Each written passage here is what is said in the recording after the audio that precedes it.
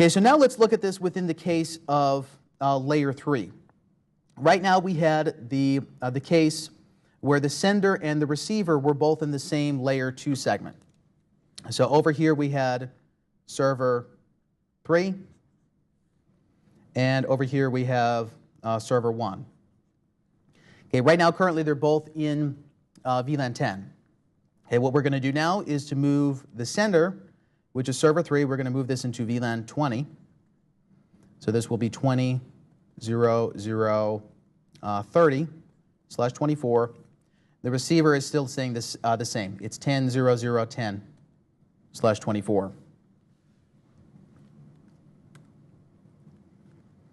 So first thing we need to do is to go to the LAN segment that is connected to the sender, which in this case is a port channel. It's port channel 30. And I'm going to change the port channel so that it is in switch port access VLAN 20.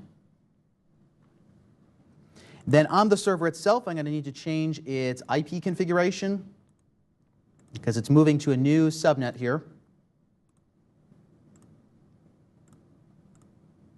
So it's moving to 20.0.0.30.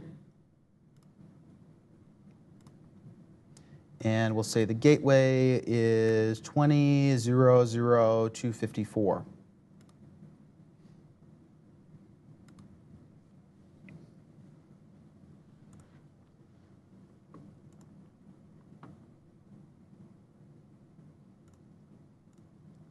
Okay, we'll still use the same feed. We have 225.555.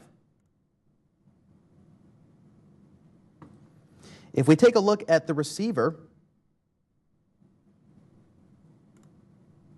let's stop and start the traffic feed. Okay, we're not actually receiving anything yet because I have not enabled PIM on the VLAN 20 segment. It was only enabled on VLAN 10, which was allowing us to do basically just the layer 2 multicast switching within the individual VLAN. So let's now go to the VLAN 20 interface, where again, this is where our HSRP is also running, our first hop redundancy. So on VLAN 20, IP PIM in sparse mode. VLAN 20, IP PIM in sparse mode. And since we are now routing the traffic and we are running PIM in sparse mode, it means that we're going to have a rendezvous point. So actually what I'm going to do here is change the design a little bit further.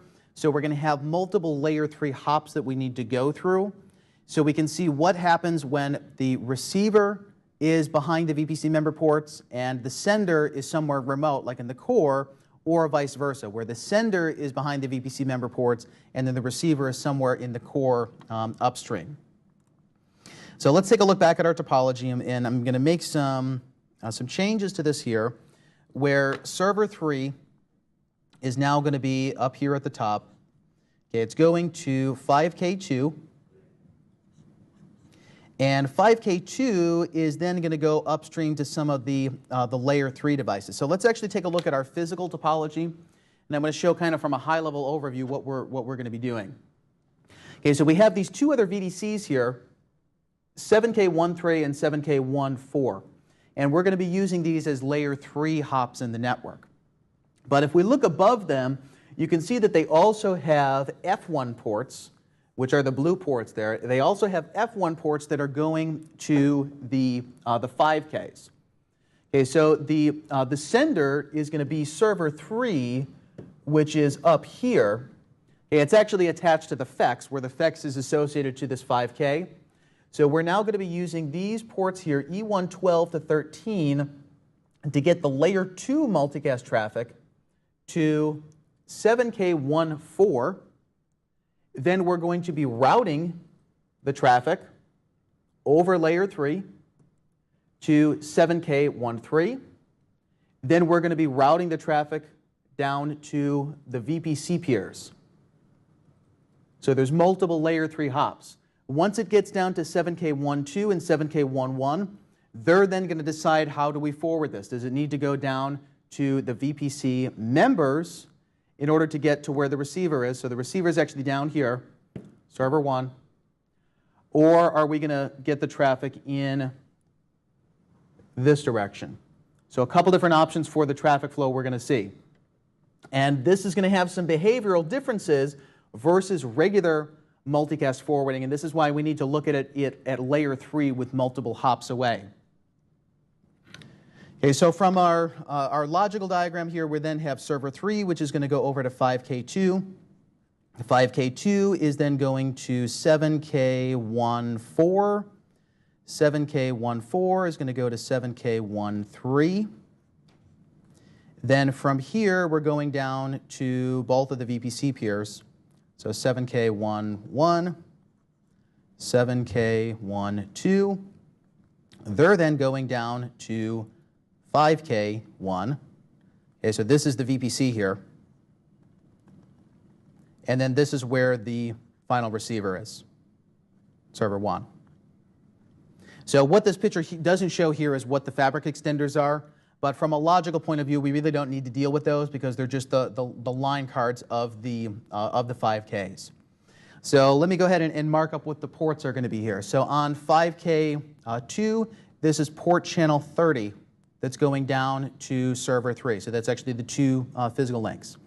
From 5K2 up to 7K14, this is going to be E1/12 to 13. Then on the remote side, this is going to be E127, or actually E2, to 27 to 28. Okay, so that's going to be a layer 2 channel. Then we're starting to go across the layer 3 routed network. So let's say the routing here is in blue. This is going to be the M1 ports.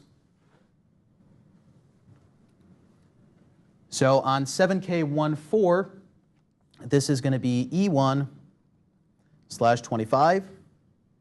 On the remote side, that is E117.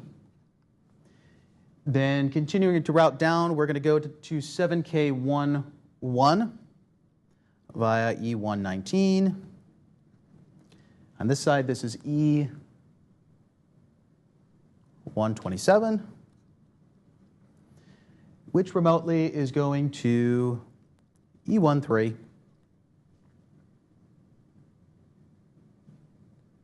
That's 20, actually E120 and E112 on the remote side.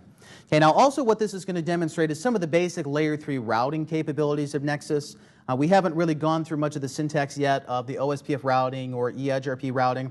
We are going to be talking about that later also within the scope of OTV, how we can use the layer 3 routing over the data center interconnect and then use that to tunnel layer 2 over OTV over layer 3 over the DCI.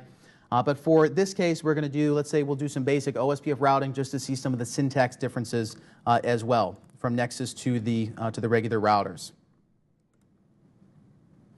Okay, so first let's start on the layer 3 segment. So let's go up to 7K14. I have a couple more windows I need to open here. 7K14 and 3.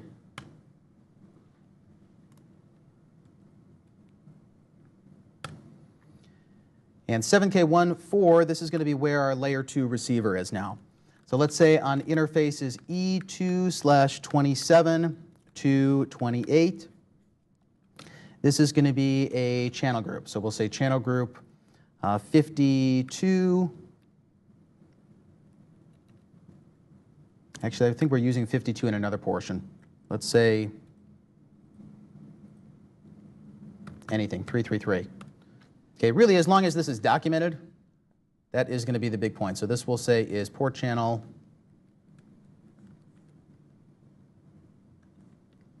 333.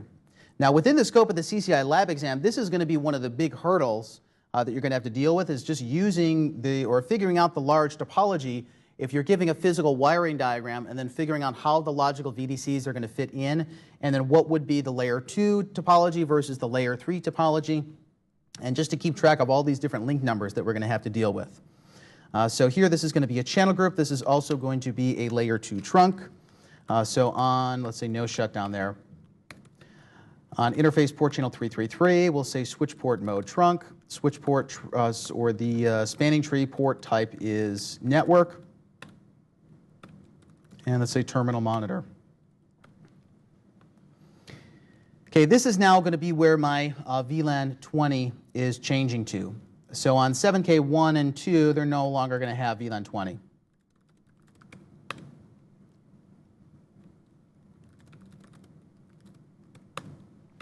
Okay, additionally, they're no longer going to have that VPC that's going up or that's going down to the second 5K. They only have the VPC that's going to the first one now.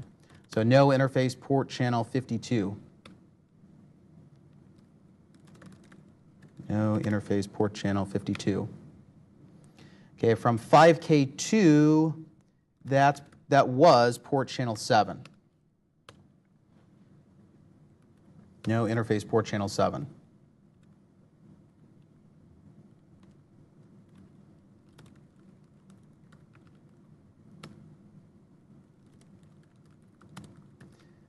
And let me just shut these ports down. Let's say interface E1 8 to 11 is shut down. Okay, instead what this is now going to be is E1 12 to 13. Channel group 333 mode active.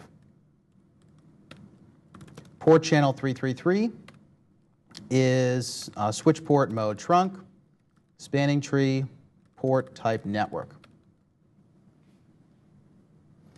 Now on 7K4, this is where the layer 2, layer 3 demarc is going to be for the multicast sender. So this is now where interface VLAN 20 is going to be.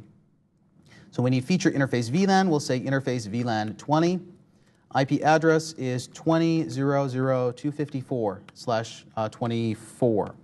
So that's what the default gateway of the server is. Previously, this was an HSRP address. In this case, I'm just going to use it as the regular primary IP address that is assigned on that link.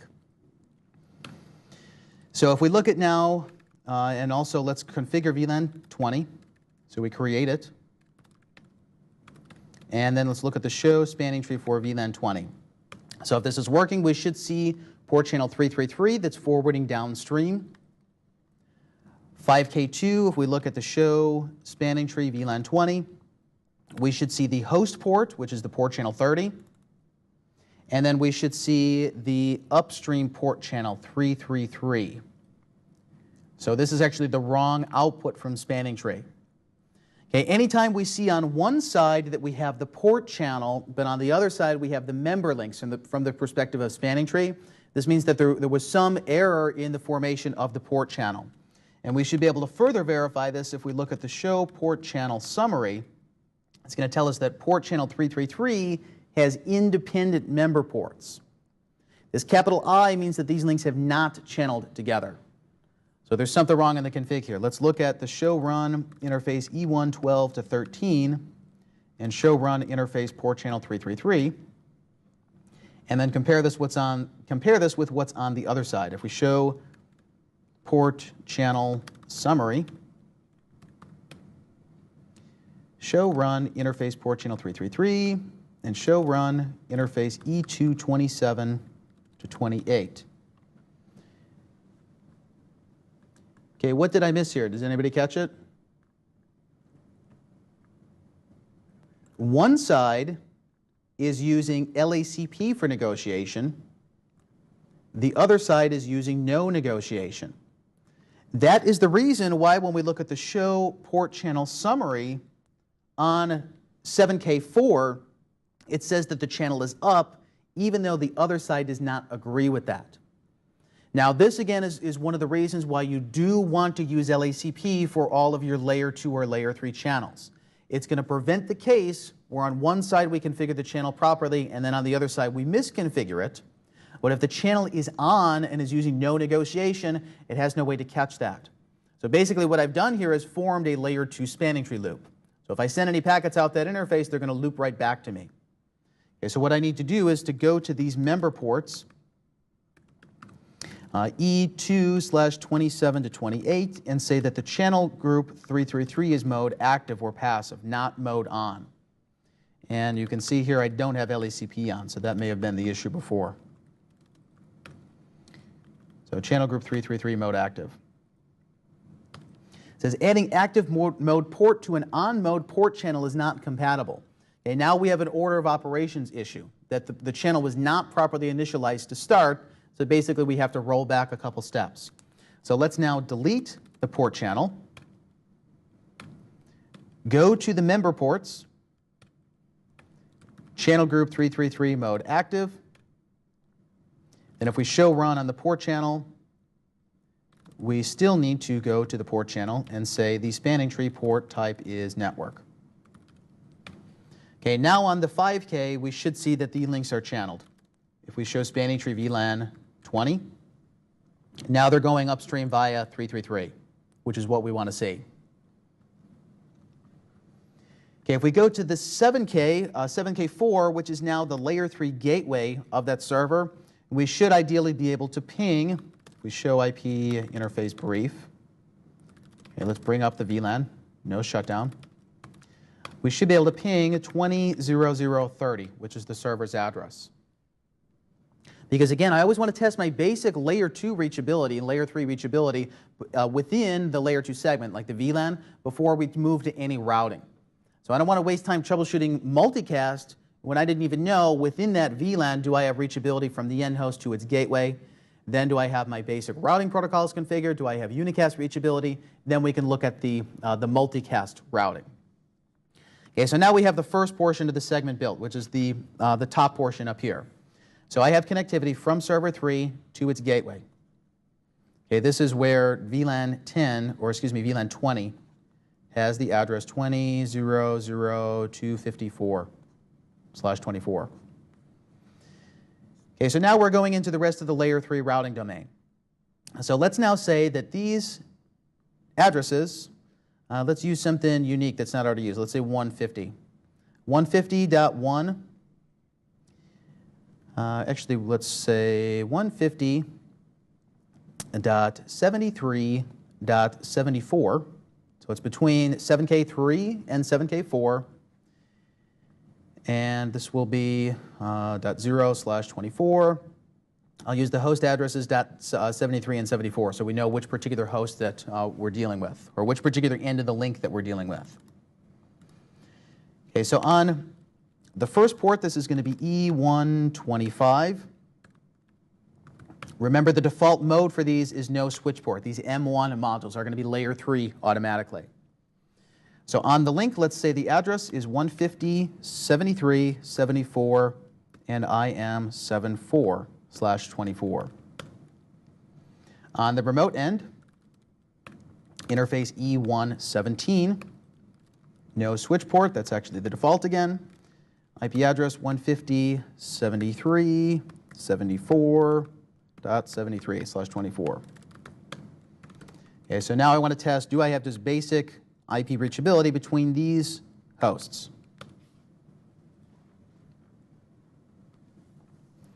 No route to host, this just most likely means that my link is down. Because just like in regular iOS or Catalyst iOS, we cannot install a prefix in the routing table if the link is down. So on 7K4, I didn't say no shutdown. Once I do that, I now should have layer 3 reachability. Okay, next step is we're going to enable routing. So let's say feature OSPF. Again, basically everything is licensed and enabled individually. So you have to say feature for whatever you want. Feature OSPF, feature EIGRP, feature BGP, etc. Okay, next step is we need to define the process globally. Router OSPF1. Okay, in NXOS, you have a little bit different process tag here for the process identifier. You could use alphanumeric characters. You could say router OSPF ABCDEFG. In this case, I'm just saying router OSPF1. Okay, just like in regular iOS, it's a locally significant process number. You can't have multiple processes. You just need to keep track of what are the names or numbers, because once we apply it on the link, to add the link to the OSPF database, I need to make sure it's running the correct process. Okay, so 2 steps so far. I said feature OSPF, then router OSPF1 globally. Then at the link level, where we have IP router OSPF1 area 0. So a little bit different syntax than regular iOS, but spend an hour or so with it, and it's pretty self-explanatory how the process works. Okay, I also want to say the same thing on my VLAN 20. I want to advertise that into the layer 3 routing domain. Okay, let's look at the show IP OSPF neighbors.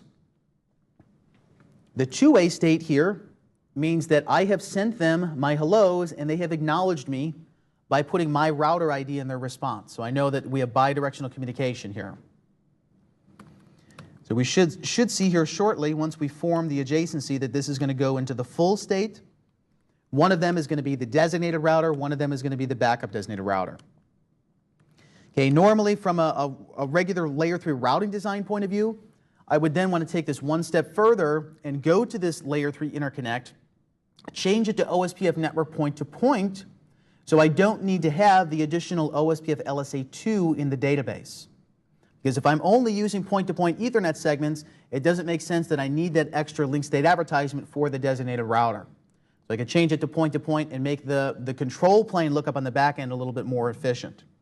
Okay, but in this case, as long as we have basic reachability, that's all that we really care about. So we could skip that step.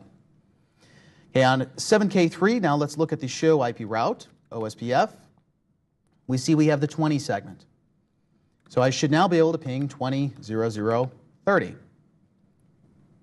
Okay, so just basic OSPF routing. There's nothing really too complicated about the syntax here. Okay, so now on 7K3, I need to continue this downstream. So this is going to be on E119. This is going to be going to 7K1-1.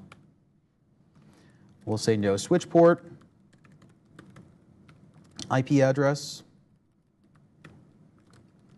150. They are 71. I'm 73. My host address is 73/24. IP router OSPF 1. Area 0.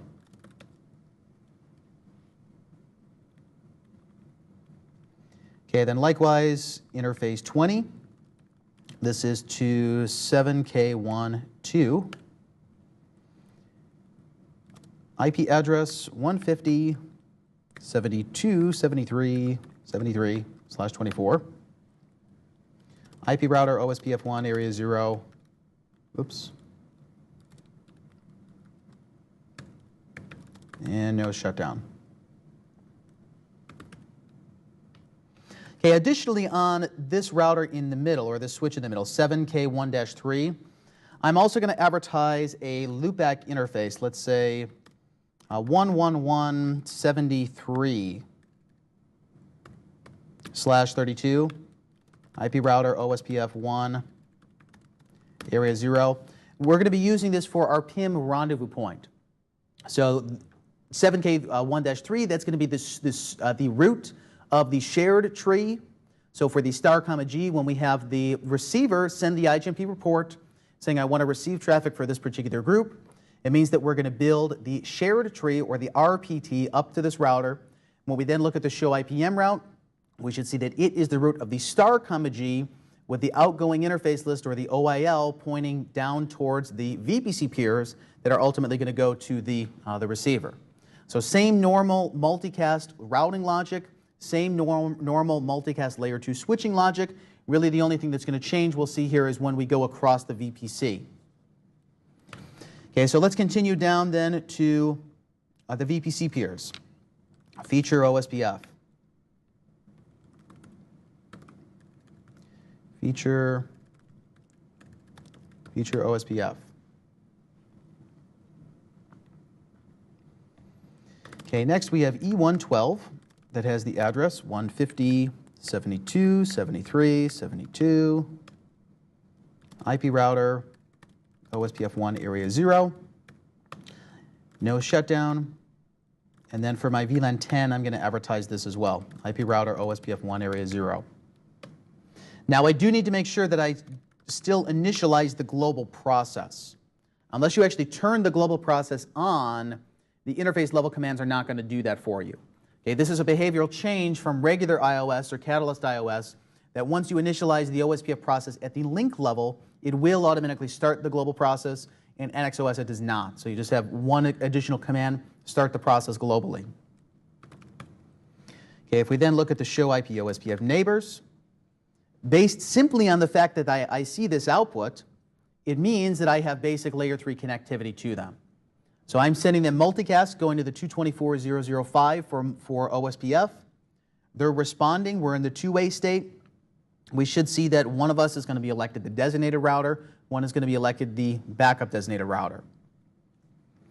Okay, same thing is going to happen on 7K1 then. So let's say router OSPF1, interface E13, IP address 150.71.73.71, IP router OSPF1 area 0, no shutdown, and then I need to advertise the VLAN as well. Now here, since I'm running OSPF on the VLAN that the VPC peers are sharing, it also means that I'm going to have a routing adjacency there, and the routing adjacency should be exchanged over the VPC peer link.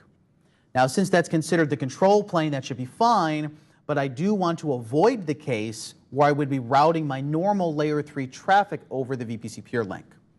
So if we look at here the show IP OSPF neighbors, I see that for 10.0.0.72, this adjacency has occurred over VLAN 10, but where does VLAN 10 actually exist? If we look at the show spanning tree for VLAN 10, VLAN 10 exists on the VPC peer link. So from a layer 3 routing point of view, you generally would not want to use the VPC peer link. I should either have some upstream layer 3 that goes to the core that I route out and then come back, or I could have another layer 3 link directly between the neighbors. Okay, but in general, your distribution switches probably don't need to be routing to each other because they're already on the same local layer 2 LAN segments.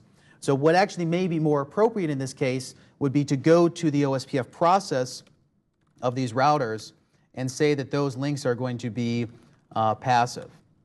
So let's go, I believe this may be under the direct link level. Let's say on VLAN 10, IP OSPF passive interface. Okay, so as opposed to regular iOS and Catalyst iOS, that's under the global process. In the case of NXOS, most of this is at the link level. IP OSPF passive interface. So now when I show IP OSPF neighbors, I should not have the adjacency to my VPC peer over the peer link because I don't want to use that for data plane. I only want to use the VPC peer link for control plane. And here in the case of multicast, it's kind of a necessary evil. That traffic is going to be flowing over the VPC peer link. Okay, now let's look at the final result of the routing domain. If we look at the 7K at the top, which is going to be the sender's default gateway, let's say show IP route OSPF, I should be learning the VLAN 10 segment. Okay, really this is the only route that I care about in this case. The interconnections between them, the addressing on those are arbitrary. I could be using link local addresses. I technically could be using unnumbered for them. Really, I just want to make sure that I have the destination final LAN segment. So if I ping 10.0.0.0.10, yeah, I want to have reachability there. If we look between router 2 and router 3, we should now have reachability between 2 and 3.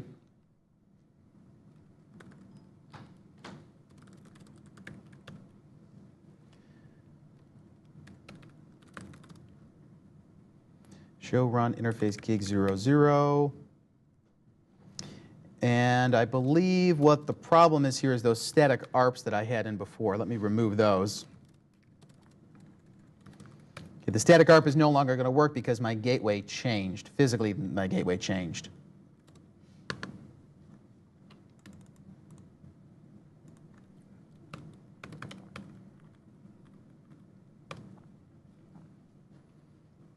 Okay, so router 2 and router 3 do have reachability. If we were to do a trace route between them, we can see now that they're multiple layer 3 hops away.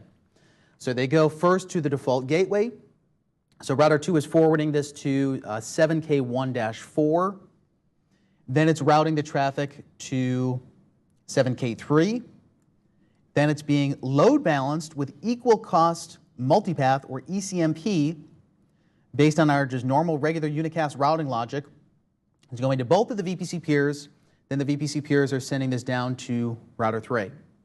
So normal unicast routing rules apply. There's nothing really special about this, this design. Okay, now let's look at this within the scope of the multicast routing. Next step we need to do is basically enable PIM everywhere. So it's going to be on all all 4 of these 7Ks. We need to enable PIM on the layer 3 links. So this is going to be on the SVI of VLANs 10 and 20. We also need to specify what is the rendezvous point. So we could do this statically. We could use some of the dynamic mechanisms. Nexus OS also does have a specific Anycast RP implementation that is different than the MSDP-based Anycast RP that is in regular iOS, but most of Multicast is going to be very similar. Okay, there's also a documentation segment that you would want to take a look at here. And let me open this up on my web browser, which is going to be the, let's just search for Nexus 7000 Wiki. It is on the Cisco Wiki here. If you look for the 7K documents, so categories Nexus 7000 series switches, the NXOS and iOS comparison tech notes. So I would definitely recommend to bookmark this and read through all of these sections. Okay, most of them are very quick that you could go through them. In our case, we're specifically concerned about multicast routing here. So it talks about what are some of the caveats that are different with NXOS versus regular iOS. First one, the IP multicast routing command does not exist. You don't need to use that. Okay, the only thing you need to do is say feature PIM. That's kind of the replacement of it. Okay, also MSDP is a separate licensed feature, so you would say feature MSDP. It says an IGMP snooping courier is configured under a layer 2 VLAN with the IP IGMP snooping courier CLI. In iOS software, an IGMP snooping courier is configured under the layer 3 interface. So you see there are some minor caveats here. IGMP snooping does a layer 3 lookup as opposed to a layer 2 MAC lookup. What I really want to see is just what are some of the comparisons of the commands. So if you scroll down, you'll see this is the iOS command, this is the equivalent Nexus command. Okay, what I would want to see for the rendezvous points are going to be, what does the AutoRP syntax look like? What does the bootstrap router or the BSR syntax look like? So I could say that my loopback is going to be the bootstrap router candidate. I'm going to be also the rendezvous point candidate. This is the particular groups or group range that I'm going to be servicing. So you send me registers for those. You send me PIM joins for those. It's normal multicast PIM routing logic, except the syntax is a little bit different. Okay, so again, the only thing I did here was just, if you just search for Nexus 7000 Wiki, it's on the Cisco Wiki, and then you want to go to the NXOS and iOS comparison tech notes. Okay, so let's go back to 7K4. And we're going to go to global config, turn feature PIM on. My PIM rendezvous point address is 11173. So that's going to be the switch in the middle. Then on the layer 3 links, IP PIM sparse, and the point-to-point link, IP PIM sparse. We show IP PIM interfaces.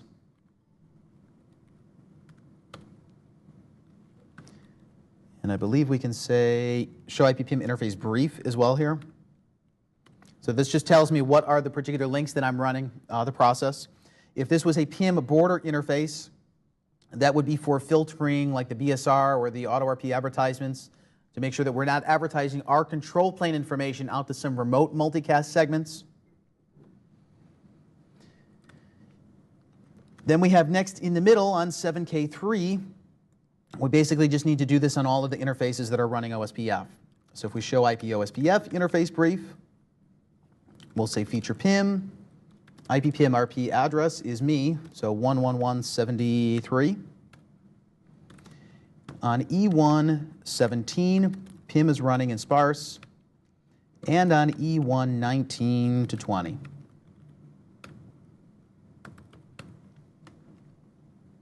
Now for the VPC peers, they're already running PIM on their VLAN interfaces.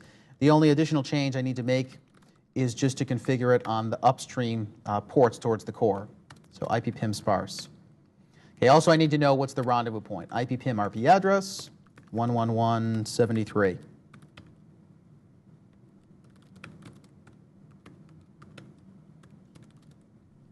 IP PIM sparse, IP PIM RP address, 111.73.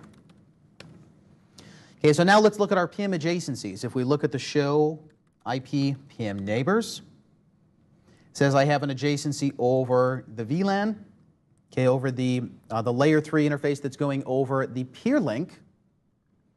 I have an adjacency over the point-to-point layer 3 routed interface that's going up towards the core. Then likewise on 7K1, if we show IP PIM neighbors, if we go up to 7K3 in the middle, show IP PIM neighbors, here we have our 3 neighbors.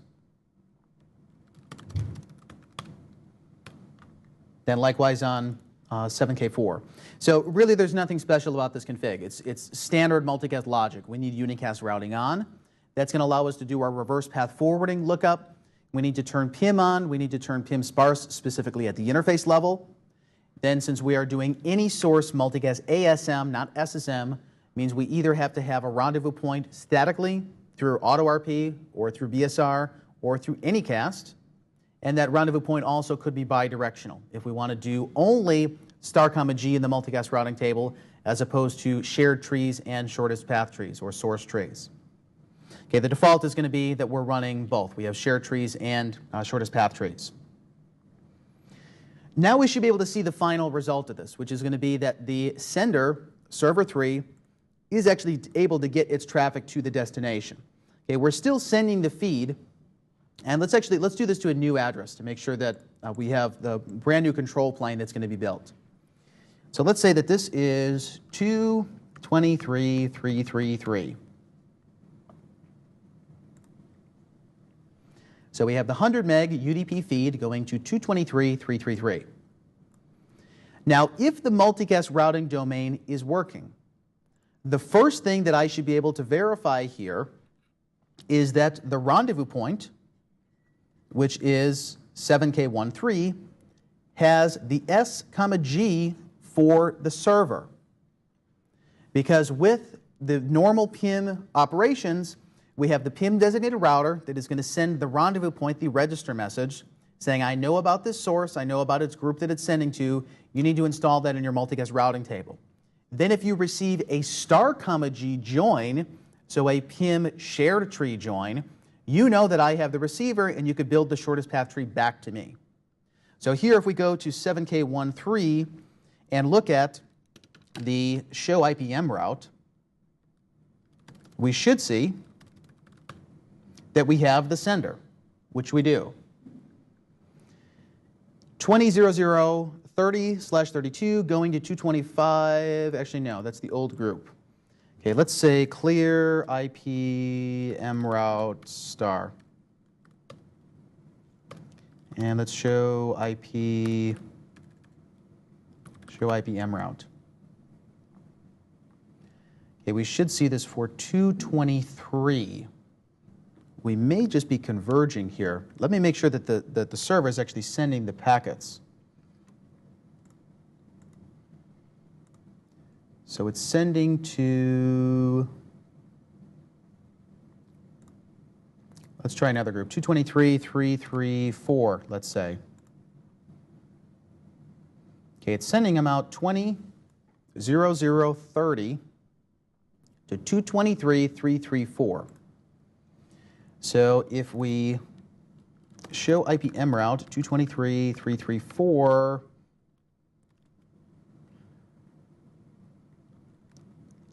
let's say for any source, shared tree.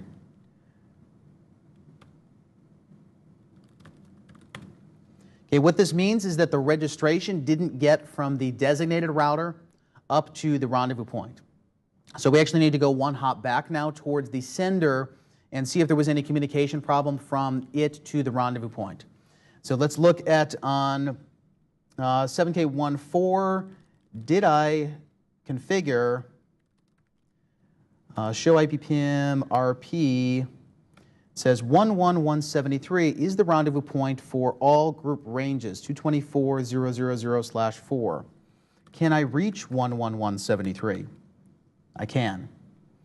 On the 7K, did I turn PIM on the interface? No. So this is probably the issue. If we were to look at the debug IP PIM, we should see the registration going, but the rendezvous point is not going to accept it unless it actually knows that it is the rendezvous point and that link is running PIM. So likewise, if we show IP PIM RP mapping, or to show IP PIM RP in this case, okay, we are the rendezvous point. This asterisk means that this is me. And let's try to register a new group. So let's stop the feed. Let's say 224.444.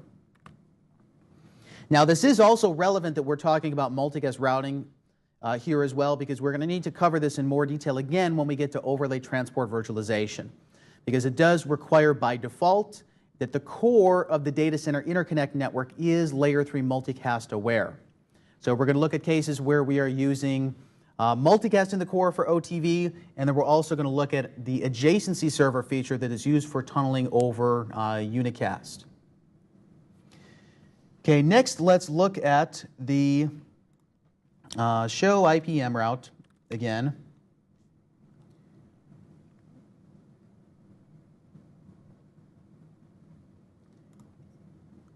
On the rendezvous point, we should be able to see this group address.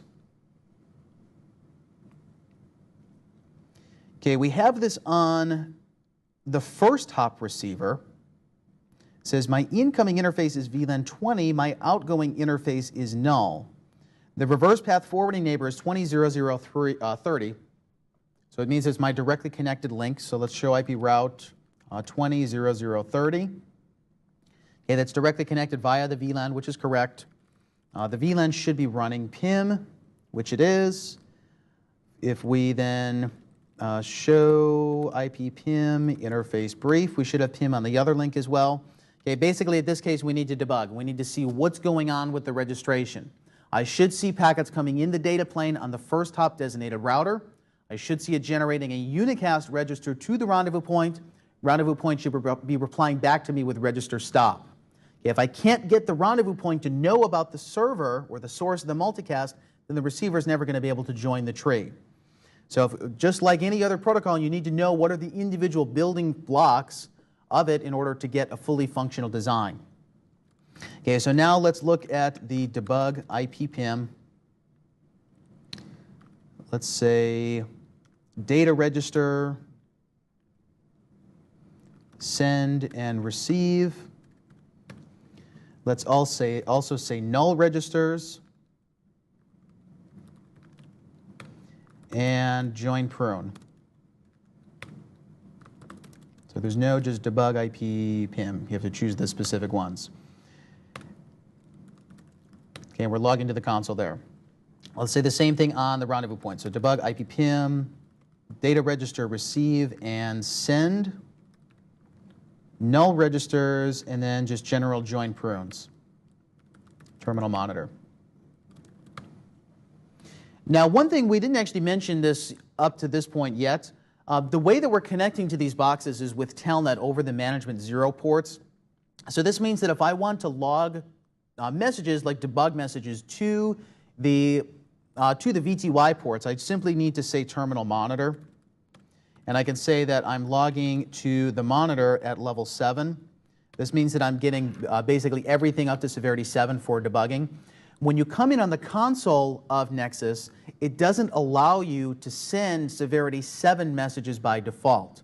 So it doesn't allow you to debug to the console. What you actually need to do, if we look at the show run line con here, where let's say show run begin con, C-O-N, well, actually, let's just go down to the bottom. What you actually have to do to allow this to work, and this actually would only show up in the default VDC. So let's go to the first Nexus. Show run. You have to bump up the speed of the console to 384. So 9600, which is normally the default for console, is not high enough to allow you to send debug messages to it.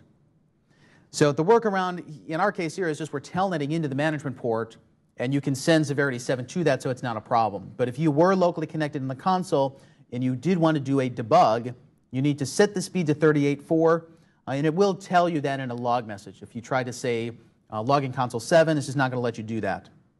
It says you need to change the speed up to 384. Okay, so next let's go ahead and send a register.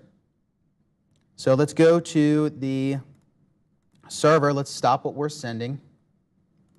Let's try a new group. Let's say 227.777. What we should see is that the first hop router, the DR, saw that I know about the source 227.777.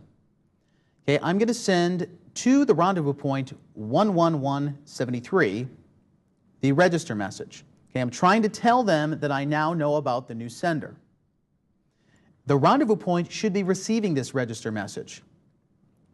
It says I received the register for that S, G, 20.00254. So that was the designated router's address. It sent me the registration for the server 20.0030/32, 227.777/32. Says that the RPF for the M route is successful, so there's no reverse path forwarding failures. It says I'm creating the route and I'm adding it to the multicast routing information base, the MRIB. I should then reply back with register stop. This is my acknowledgement to them saying I know about the sender. We should now see that this is inserted into the routing table. It's possible I may actually be using the wrong show command to verify this then. Let's look at the show IP.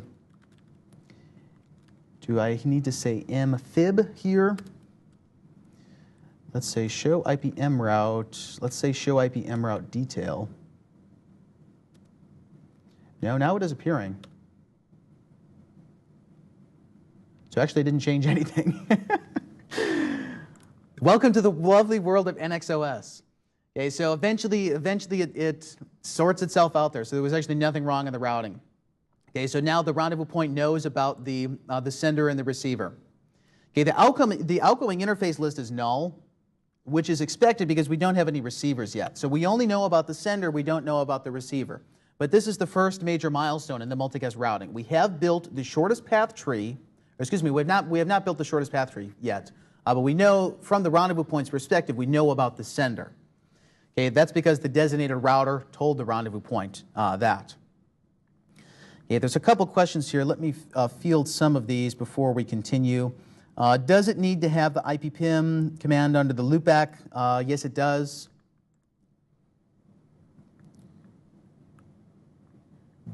.223 is not in the multicast range, someone said. That would actually make sense why it wasn't working. So the multicast range starts at 224. But previously, even the 224.444 wasn't showing up. So it may have been just convergence. But that's right, 223 is not a multicast address. There's a question. I thought the RP interface had to have PM on it, which it did.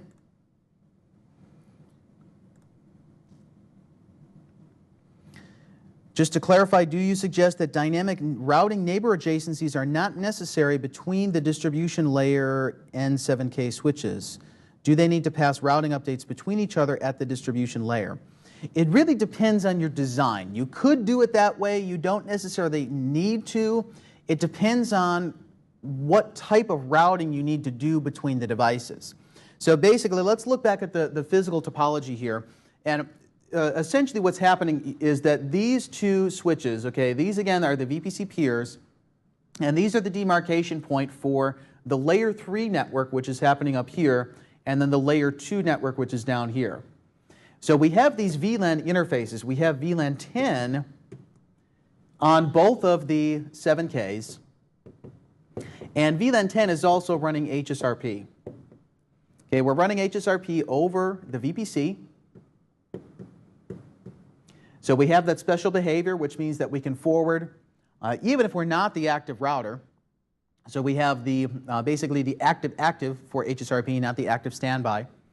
But we need to think about in what case would we need to route traffic between these two neighbors.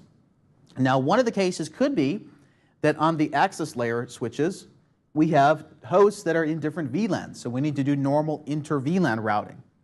So if I were to have VLAN 10 down here and VLAN 30 over here, it means that these switches are going to have to do the layer 2 packet rewrite. So they're going to have to change the packet between broadcast domains by changing the MAC address, leaving the layer 3 header alone, and doing our normal routing. But in order to do that, we don't necessarily need to have a routing adjacency. And the reason why is that these VLANs would normally be directly connected interfaces regardless on them. So whether we are doing the layer 3 routing directly between our local SVIs, or maybe there is a case where the traffic goes across the peer link and then is routed and then to the destination, we still wouldn't need a layer 3 routing adjacency in order to accomplish this. Now, the potential problem we can run into then is that if we do not have a routing adjacency between them, there are certain failure situations that could cause one of the VPC members not to be able to forward traffic up towards the core, but they would be able to receive layer 2 switch traffic and basically kind of isolate portions of the network. So let's say that we don't have OSPF on the VLAN 10 interface between them. So I set that to be a passive interface. Okay, this is the layer 3 network up here. We have multiple uplinks to different neighbors. So we have multiple layer 3 routing adjacencies. Now, if one of these neighbors, one of the VPC peers, let's assume it loses all of its layer 3 uplinks. Okay, maybe they're on the same line card, the line card fails, where we lost all of our uplinks to the core. This neighbor is still a VPC peer. Losing our layer 3 uplinks doesn't necessarily cause the peer link to go down. And that's actually the design that that document was talking about, of doing the enhanced object tracking with the VPC domain to say that if I have only one M1 module that's facing up to the core and across to the peer link, what I should do is track the core facing links, and if these go down, I'm going to force the peer link to go down, which means that I'm going to lose my primary role. Because in this particular case, if I don't have a routing adjacency here between the, or over the layer 2 peer link, and the core facing links go down, I cannot reroute my traffic that way. So layer 3 reachability to the core is lost, but I still am going to be receiving layer 2 traffic in from my VPC member ports.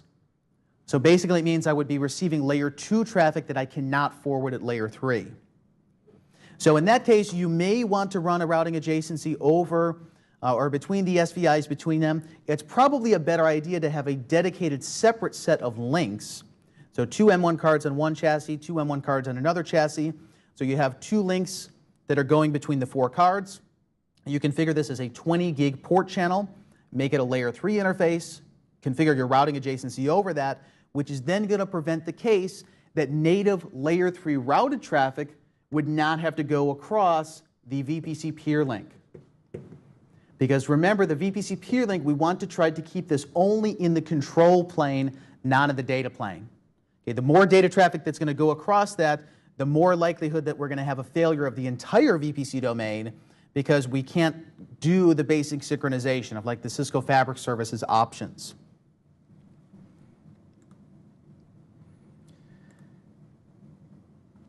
Okay, there's a question, are there any hacks to redistribute dense M routes into sparse since Nexus doesn't support dense? Basically what you would have to do is just use another router, have it run sparse on one interface and dense on the other, and then you can merge the 2 trees together. So you technically can interoperate both of them. You're really not supposed to, but it will technically work if you do that. So the reason why is that Nexus doesn't support dense mode. It only supports sparse mode, PIM. Okay, so let's go back to our Let's go back to our servers now. So we have server 3 sending the packets in the data plane. Okay, they're going to 227.777. We saw the rendezvous point knows about this, knows about the sender and the receiver. We do not have an outgoing interface here because we don't have a receiver yet. So now we're going to go to the other server and tell it we want to join this group. So 227.777.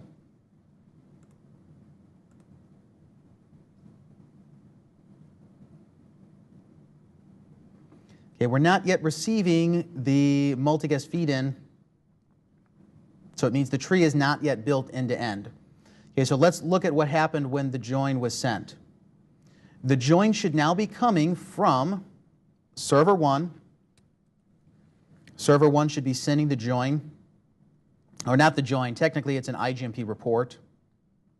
So the IGMP report is going to 5K1. 5K1 should know about this from IGMP snooping. So if we say show IP IGMP snooping groups, we know that out port channel 10, there is a neighbor that's trying to receive that feed. Okay, we then need to see on the upstream layer 3 peers, on the 7Ks, did they know about that group? So let's say show IP IGMP snooping groups. I do know about the receiver. Show IP IGMP snooping groups. Okay, let's see what the multicast routing table says. Did I start to build the shared tree now? Show IP mroute for 227, or let's just show IP mroute for everything. Okay, we do have the shared tree start to be built. But which peer are we going to build it on? Are we going to build it on the secondary or the primary of the VPC peers? This is another design consideration we need to think about of multicast interoperability with the VPC. So in 7K1-2, if we look at the show VPC, this is the VPC secondary. Let's look at the VPC primary, show VPC role, and see if there's any change here. Let's say show IP mroute. For 227.777, I've joined the shared tree, but I have not yet joined the shortest path tree, or the RPT, or excuse me, the SPT. Okay, the incoming interface is E13 with the RPF neighbor of 7K3. Okay, that is correct because they are the rendezvous point for that particular group. If we show IPPIM-RP, says all groups, 224.0.0.0/4, are serviced by the rendezvous point 111.73. If we look at 7K1-3, let's show IP mroute. It says now the outgoing interface list is E120 and E119.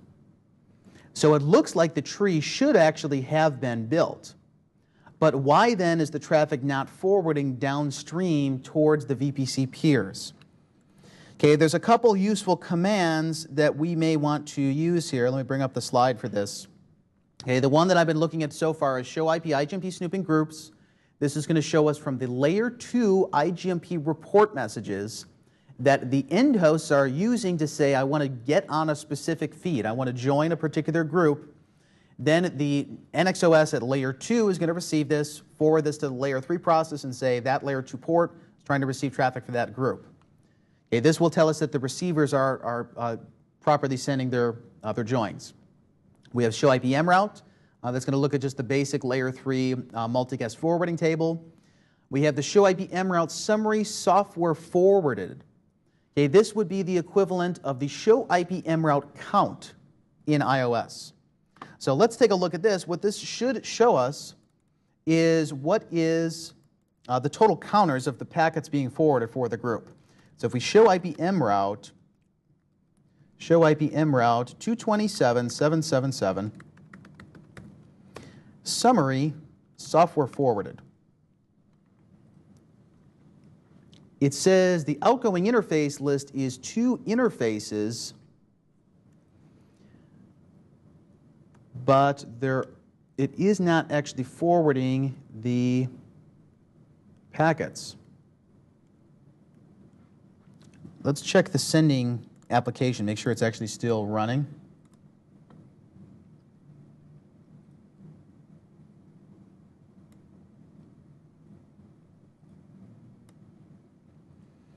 And I may actually have, actually there's a problem in the testing application is what it is. The time to deliver these packets is 1. So let's stop this. Let me bump up the TTL. Let's say 16. And send it again. So it wasn't a problem with the tree. It was actually a problem with the sender.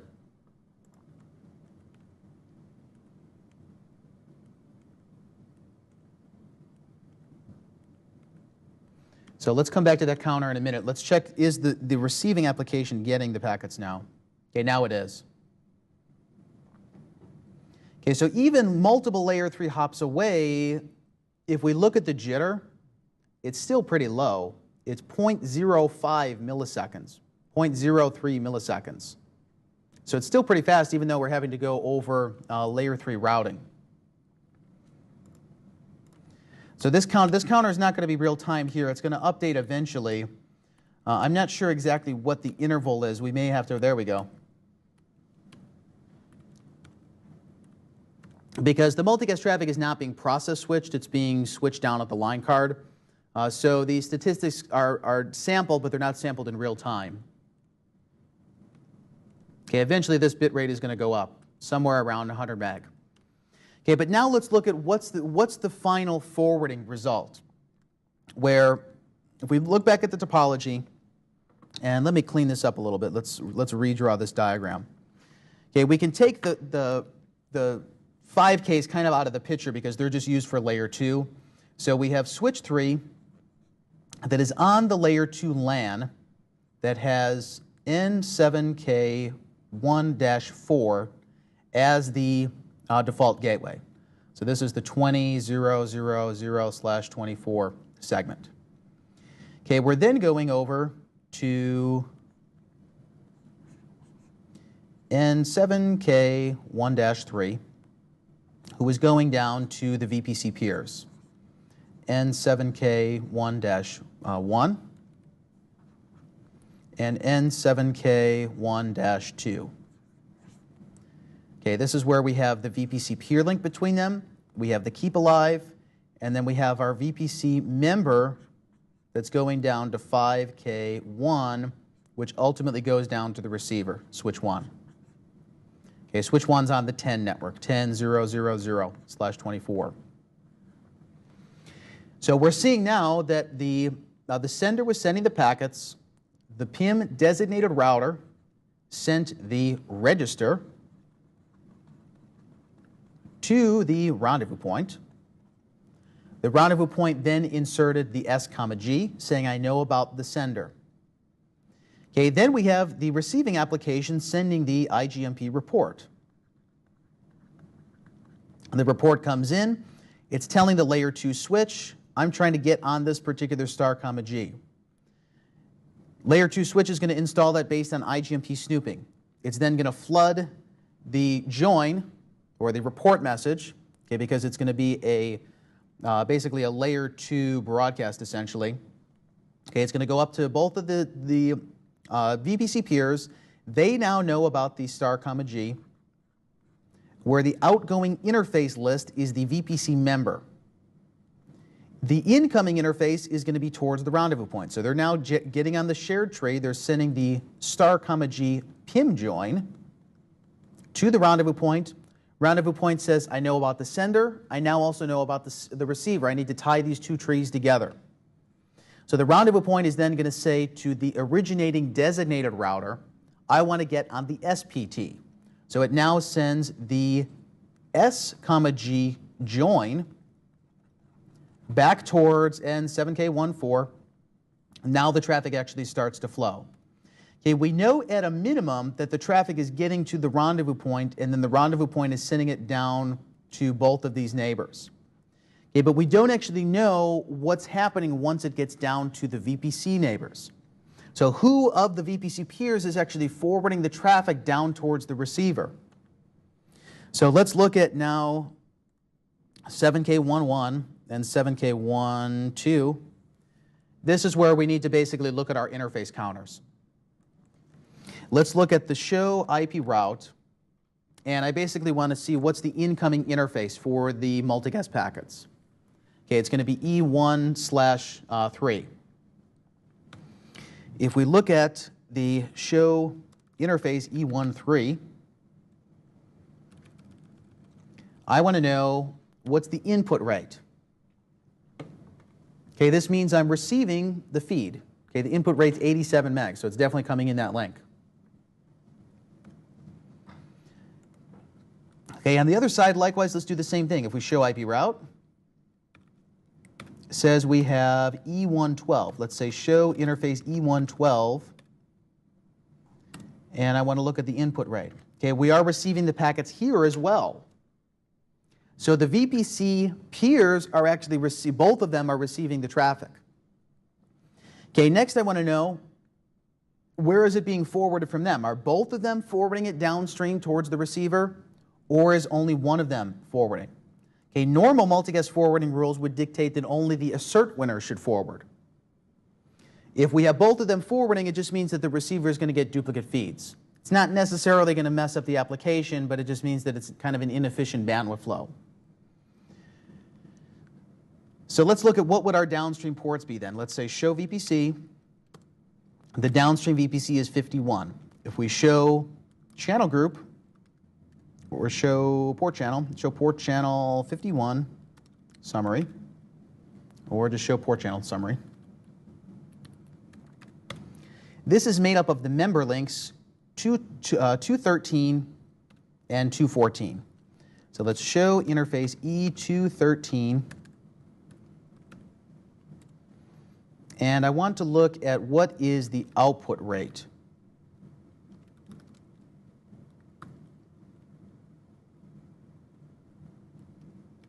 Let's say that link, so 13 to 14, include output rate. Okay, actually what I should be looking at here is additionally the peer link as well. So let's look back at let's look at our previous diagram that had the VPC. The packets are now coming in from upstream. Okay, so the multicast is being received from the layer 3 core. It's coming in this way, and it's coming in this way. 7K12 is the VPC secondary. 7K11 is the VPC primary. So when the feed is received in the secondary, do we send it out the peer link, or do we send it out the member ports down to the receivers? So I should actually be checking interfaces 9 through 14.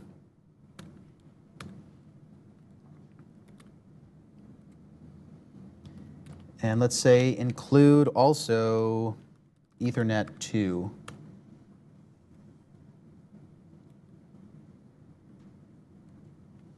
So which of these links are we forwarding on then? Output rate here is pretty low. That one's pretty low, low, low, low, low. We're actually not forwarding on any of them. Okay, let's look at the other side. Let's look at the VPC primary. These are links E21 to 2, 23 to 4, and 25 to 6. And let's use that same show command syntax.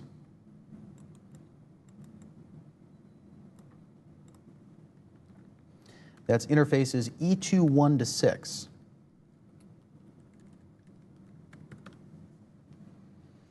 Okay, the output rate of the first link is high. This is where the multicast flow is going. Okay, it's also going out E23. E23 is one of the member ports. This is actually how it's getting down to the receiver. Okay, this is good, and this is what we would want, because we don't want the multicast flow being replicated down more than one VPC member port. Because ultimately the UDP flow is going to be a single flow from the purpose of load balancing. Okay, so we have the unidirectional multicast feed. When it gets to the ether channel load balancing, regardless of whether it's looking at the layer 2, 3, or 4 information for load balancing, the entire flow should land on just one member link. Okay, when it does, I want to make sure that it doesn't go out additional VPC member links, because the destination, we don't want to receive duplicate packets. Okay, so it's going out the downstream E23 link. But it is also going out the peer link, so it's going across to the secondary. The secondary is getting it but the secondary is not actually doing anything with it. And the reason why, again, is based on the VPC check. So it's saying packets are coming in on the peer link. My remote VPC peer has active members of the VPC.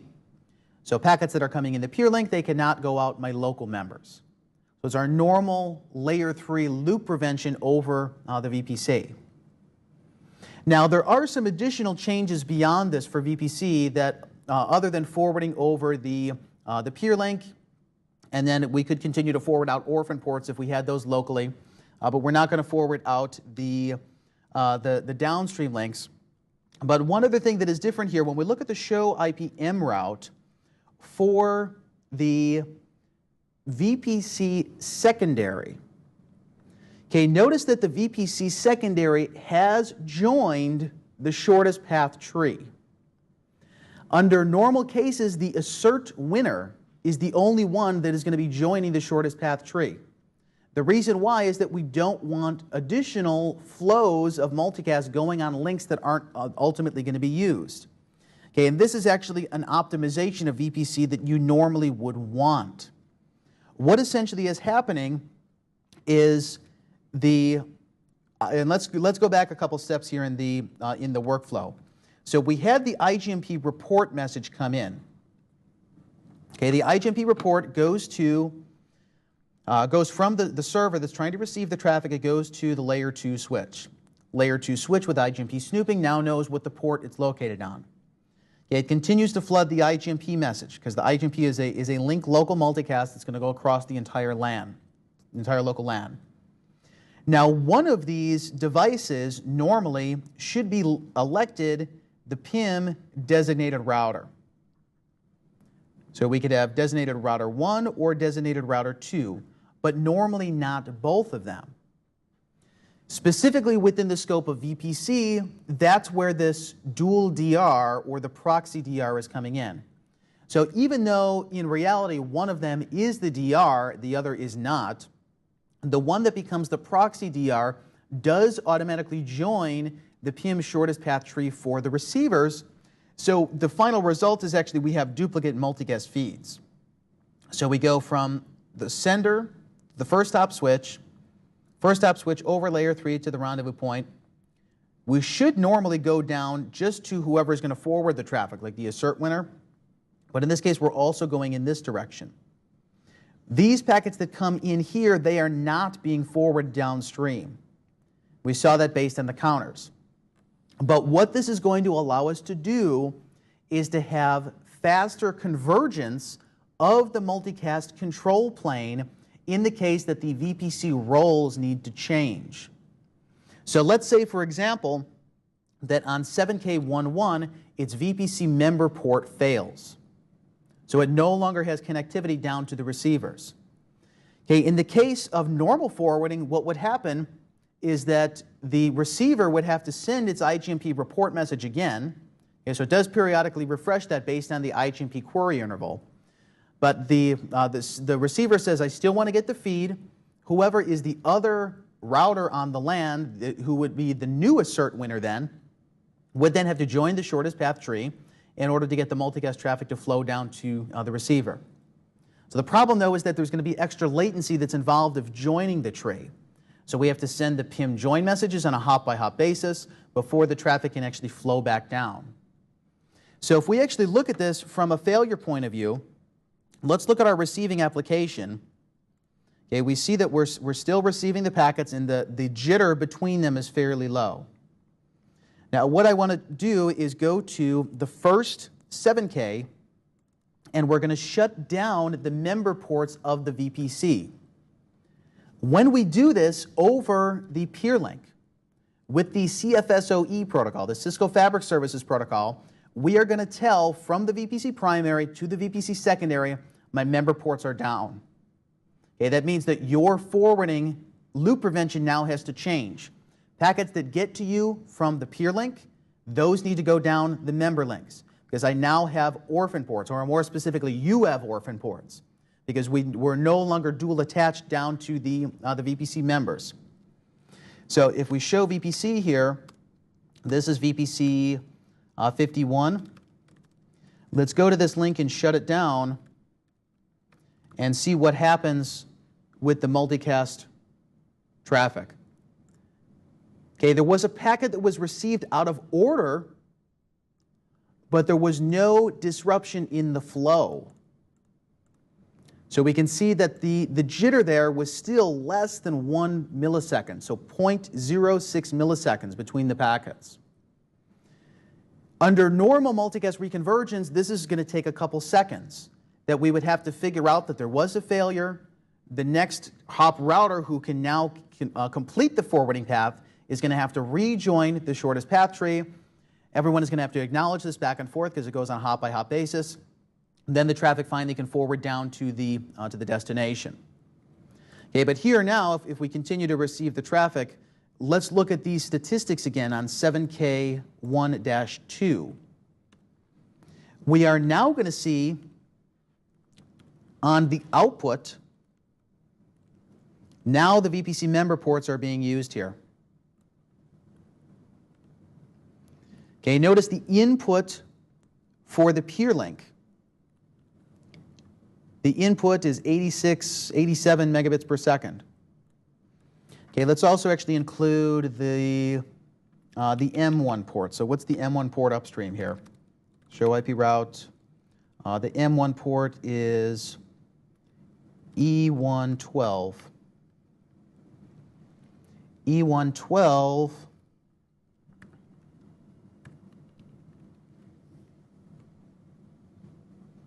has an input rate of 90 megs, same as the VPC peer link.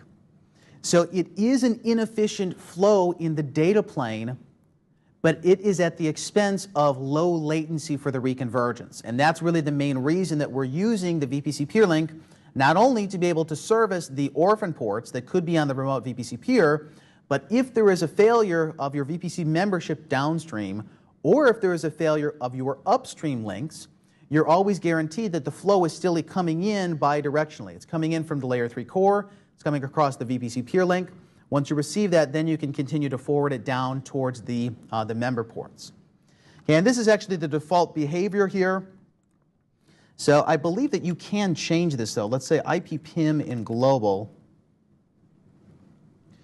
pre-build SPT. So if we let's show IPPIM. Show IPPIM interfaces. And let's see, where can we tell if this feature is on or not? Let's configure it. IPPIM, pre-build SPT, show run, include PIM. This is another optimization of the reception. So again, the goal here is that we're trying to join the shortest path tree even if we don't have receivers yet, so that if there is a failure, if there's a change in the roles of the VPC peers, we can continue to forward the traffic without having to rejoin, which is going to cause the extra latency. So as you can see, configuration-wise, there's really not much that goes along with it other than just your normal layer 3 multicast routing. So we said feature PIM. We said IPPIM sparse mode at the interface level. We said IPPIM RP address. The rendezvous points loopback, I needed to make sure that PIM was actually on there for it to accept the registration messages. But beyond that, the behavior of the VPC, basically everything is going to be taken care for us behind the scenes. Okay, but the big design change here we need to keep in mind is that the VPC peer link is used in the data plane for multicast. So depending on the amount of streams that you would have to add up the aggregate bandwidth of all streams and then take that into account of the sizing of the bandwidth of the VPC peer link. Okay, we have a couple questions here.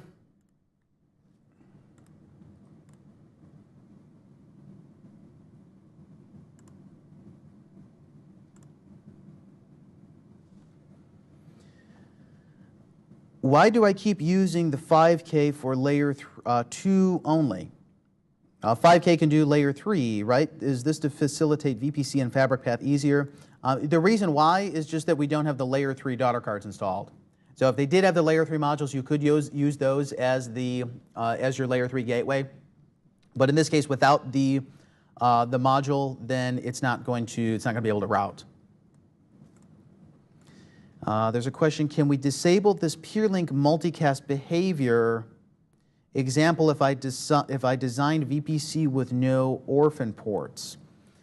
I don't believe that you can disable it. But what you may actually be able to do is to stop it in the data plane. So it's possible you may be able to apply a filter. I haven't tried that. I'll have to check it out, because normally you wouldn't want to apply a filter to the peer link because it's used for synchronizing the control plane and then that additional necessary data plane. But theoretically, you could say, I want to make this the multicast boundary for anything that is not link local multicast. So I could say allow 224.0.0/24, but then to disallow anything beyond that, which would be your normal data plane multicast, and then that would stop the replication of it over it. Whether you would want to do that, probably not, because the design of it by default is to try to protect against the failures and then to be able to service the orphan ports. So if there is a failure and one of your VPC members becomes an orphan port, basically means that you would not be able to receive the multicast traffic. Okay, any other questions on anything that we've talked about today up until this point? There's a question here: without an M card, is it possible to create an SVI interface? Yes, you can create one, but you can't actually route traffic because there's no ASICs in order to actually do the proxy routing on your behalf. So I think it will allow you to create it, but then you can't actually do anything in the data plane.